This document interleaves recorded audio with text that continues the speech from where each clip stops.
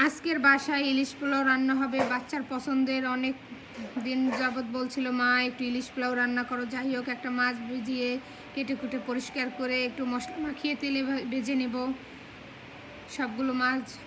আমরা বাসার মানুষ 4 জন, 4 পিস মাছ নিয়েছি, ভালোভাবে ভেজে নিব।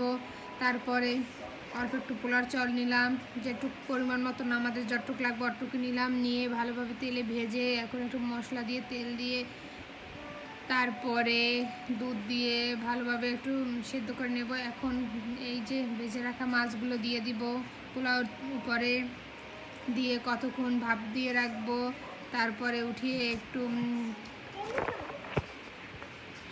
পেঁয়াজ